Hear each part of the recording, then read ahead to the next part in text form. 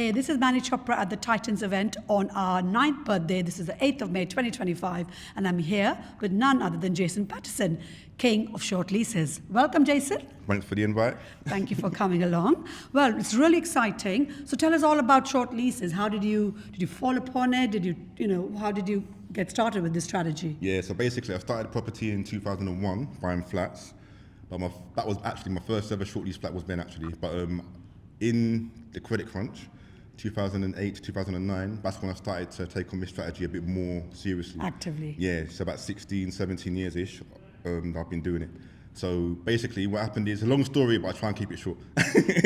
So TMW are what I moved my properties to, and I had about 8 or 9 with BM Solutions, which is Birmingham Mid-Trials. Yeah.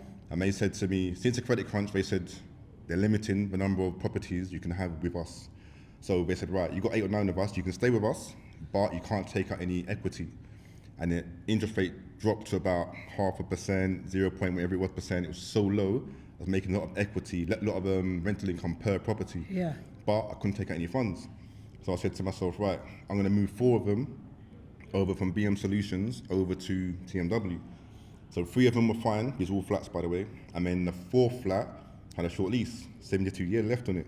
So the Connell surveyor said to me, look, TMW won't release any funds from this property, but what you can do, extend the lease, go back to them, let them know that it's been extended, and then the rest of the funds, they'll release. I said, all right then, that's fine. Contacted the freeholder, the voluntary method of extending the lease. He sold me the freehold. Yep, I asked him, he said, yep, sold me the freehold. Then my own lease, I extended to 999. Then, went back to TMW, showed them the documentation, said, yep, and then they released the funds. So I thought, you know what, from then, I just started buying flats with short leases. Oh, amazing. And that's all you do? Yeah, that's all I do, yeah. I've got some recently that's got car parks and a big garden with a bit of land beside it. So I'm thinking of potentially... Development. Yeah. But the thing is, mainly, was it just 1 bed, studios, 2 beds, that sort of thing? I posted to my developer friends and they've said, I've got 2 plots there. On the car park space, I can definitely put 2 pair of semis, yeah? Houses, yeah.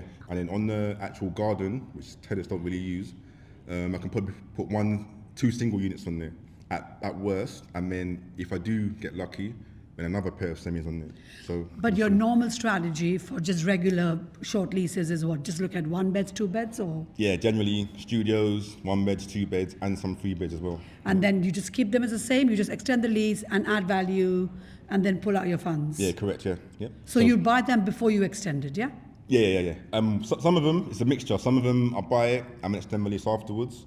Some I do a simultaneous lease extension and purchase. And then some of them, I just buy the freehold too as well. I mean, extend my own lease too. What if the freeholder's not playing ball and they're like, you've got in touch with them a few times and they're not responding? Then I get my surveyor involved along with my conveyancer, as in my lease extension solicitor, should I say. Yeah. And then they get in touch with the actual freeholder. As long as they're not absent, then we serve them a section 42 notice. Right. And then they have within a certain time frame to respond. If they don't respond within those time frames, then what we can do is go to tribunal, and the tribunal will decide what I pay for the lease extension or to buy the freehold, and then take it from there, yeah. Right. Okay. So what's that sort of, at what stage does the marriage value really go up? I'll say 80 years is the cut-off point. Yeah. So anything below 80 years, the flat starts to diminish in value, and then it costs you more to extend the lease. But in theory, the more money you can make once you extend the lease. Yeah. Right. Okay, because I've got something at about 62, so that's low, right? It's low, but it's not like low. 35, 40, 35, What's the 30. lowest you've done? 35 before, yeah. So the lower, the more the marriage value, and therefore higher cost to renew the lease. Exactly, yeah. Right, okay. And there's lots of changes coming along, right? Yep. Or come along already? Exactly, yeah. Leasehold Reform Act is coming, or has been passed by Michael Gove on the 24th of May, 2024. And what is listed, all of it hasn't been actioned yet, as in it's got royal assent, but hasn't been implemented by law yet. Yeah. So it has to be done, but it's just not been, in practical terms, been... Exactly, yeah. So I'll talk about it later anyway. But Matthew Pennycook, he's pushed through the 2-year rule. So if you serve a section 42 notice, before you had to wait 2 years worth of ownership before you can extend your lease. But now that rule's been abolished, so you can buy a property, and then from day one you can extend your own lease. by 90 years with peppercorn ground rent. But by applying to the freehold. Yeah. And then the other two that affect my strategy, one of them is the marriage value. They want to abolish the marriage value. So Is that in the Royal Assent? They've got the stamp? Yeah. Oh, abolish it completely. Yeah, so that makes it approaching 50% cheaper because you've got to think about the deferment rate and the capitalization rate. Yeah. And then the other one is the 990 instead of 90 years when you extend your lease with peppercorn ground rent. And that's also is going to be coming soon. Potentially, yeah. Again, the talk that I'm going to do later, I'm going to talk you through some of it as well. It's gone to court at the moment.